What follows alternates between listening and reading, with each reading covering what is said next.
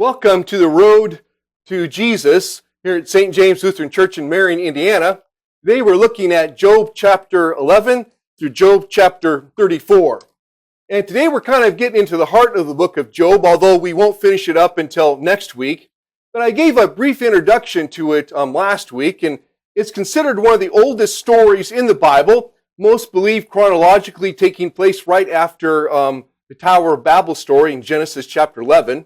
The strongest evidence for that dating is actually found in the book itself. For instance, Job makes sacrifices for his sons and his daughters, which was only done by the priests later on in history. Also, the Hebrew verbiage in it gives some clues as well. Instead of using the word Yahweh for God, he uses Elohim, and Yahweh was used later much more frequently than Elohim.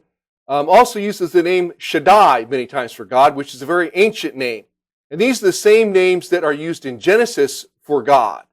And some of those other names came a little bit later. And there are other words that Job and Genesis share in common as well. Not that these words weren't used later, but Genesis and Job used them a lot, which we don't see so much in the later books. The frustrating thing about the story of Job is that God never really reveals to him or to us what the reason is for Job's suffering, or God's challenge to Satan. He never answers the question of why suffering occurs for believers in God. The only answer he gives is that the Lord is the Redeemer, and despite what we may suffer in this life, God is always there for us and will save us. God has made us his own. He has saved us. We're going to heaven, but in the meantime, prepare to suffer. Just keep in mind where you're going to end up at the end. And this is a hard answer for us to deal with, but it's an answer we have to accept. I mean, there are a number of reasons we know why we suffer. One, sometimes we make bad choices or do bad things, and therefore there are consequences. Many times our suffering is directly related to our own behavior. But we also sometimes go through suffering that we did nothing to bring it on, or it just comes out of the blue, or as a result of someone else's actions. And we ask, well, why do we have to suffer for their bad decisions? We also go the fact that, well, we're sinners and there's sin in the world. And that's the primary reason that bad things happen in general, right? That's why we have weeds, that's why we have disease and death, why things go wrong in the world. But when most people ask that question about suffering, what they're really asking is, why me? Why did this particular thing happen to me? Why did I lose my loved one? Why did I get diagnosed with cancer? Why, especially after I've lived a healthy lifestyle? Or why did this get messed up in my life? Things that we can't look at and see an obvious reason or direct connection. Why did my house get hit by the tornado and not someone else's? And we can go on and on and on and on. Now, sometimes people try to answer those questions of our suffering and worship for other people's sufferings. And that's exactly what Job's three friends are doing. There is no real reason for Job's sufferings, so they try to invent them. Now, Job, you must have committed some sin, or you're not as righteous as maybe people have been led to believe. You did something wrong. That's why this happened to you.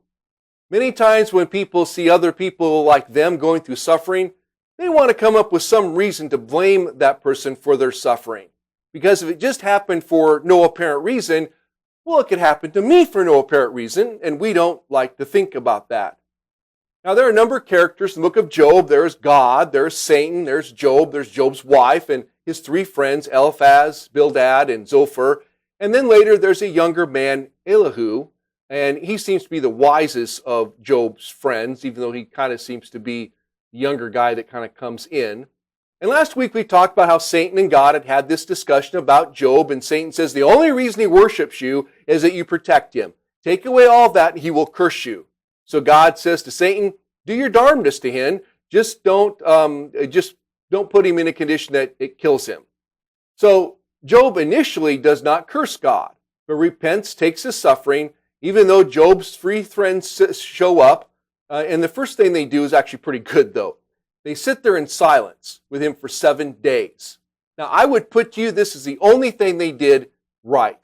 I'm not saying you should show up at your friend's house who is suffering or lost or something like that and camp out for 7 days and say nothing to them. But sometimes just showing up and offering a listening ear in basic comforts such as food, or letting them know you're there for them and offering words of how you're sorry for their loss, Well, that's enough and sometimes a lot. At times, that's all that most people going through suffering can hack at the time. The problem starts when Job's three friends start talking, trying to find a reason for Job's suffering and blaming him. For instance, his friend Eliphaz tries to comfort Job, but he does it with platitudes, which don't help at all. They never do. Like, this too shall pass. God needed him more in heaven than you needed him here. It was God's will. God had a reason. Never helpful. Sorry for your loss beats them all. This attempt by Eliphaz does nothing but anger Job. Bildad then says, well, all your suffering is a result of sin, so Job, you must have sinned in some way. In other words, what did you do to cause this, Job? Zophar tells Job that he must be a horrible sinner to be suffering this much, and Job keeps his cool because he realizes none of this is true, so his frustration at this point is with his friends and not God. Then as we move into chapters 15 through 21, they all kind of take turns trying to explain to Job why he's in this mess. You just got to love these guys. With friends like this, who needs enemies? Job, though, continues to confess that God is still on his side and will support him. Job's physical condition progressively gets worse, and Job thinks, it seems, at one point he's going to die. But he still trusts in God. In chapter 19, he talks about how he will see his Redeemer standing on the earth on the last day, and how his Redeemer will vindicate him. Now, we know these verses from Job well because we hear them read at almost every Lutheran funeral. They're like the Old Testament gospel lesson. It is also during these chapters that God argues against his friends' thinking that the righteous always prosper and the wicked always suffer and perish. He says, look around you. There are tons of righteous people who are suffering, and there are tons of horrible, sinful people prospering and doing great, which is true when you look at our world today. So although we know the ultimate end of things, it does frustrate us at times in this world that the evil do pretty well, and those who are righteous and God-fearing sometimes live poor and pretty horrible lives. That is why, along with Job, we look forward to that day when we will see our Redeemer on this earth vindicating us because of our faith in Jesus, which is pretty much the whole point of this book. As we move into chapter 23 through 26, there are shorter speeches, and some of them offer some pretty good advice, although probably not all that comforting to Job. Job, through all this, maintains his faith, which is pretty amazing when you consider what he's going through. He is holding on and trusting God because, well, he has nothing else. In chapter 27 through 31, Job begins to talk about how God and how he rewards good behavior and punishes bad, and this is where Job gets himself in trouble, because he begins to, number one, indicate that salvation depends upon man's behavior, and then he defends himself, saying his behavior has always been righteous and pure, and that everyone will eventually see that in the end. Basically, he says, all this punishment by God was unwarranted, I didn't deserve it, and God's going to make it right, and I deserve my salvation. What we see here is a man who's at the end of his rope. He hasn't seen deliverance, and now his faith in God is beginning to falter, and he's doing the woe is me routine. He is acting out in anger, which a lot of people do in those type of situations. We're all susceptible to that. In chapter 32 through 34, we start Elihu's response to Job and his three friends. Now, Elihu is a younger man who shows up toward the end, and after hearing what everyone's saying is angry about it. Elihu tells them there is no clear correlation between our experience of suffering or good and the will of God, at least that we can discern. He says, Job, you are a mere human being who has no right to tell God how to act.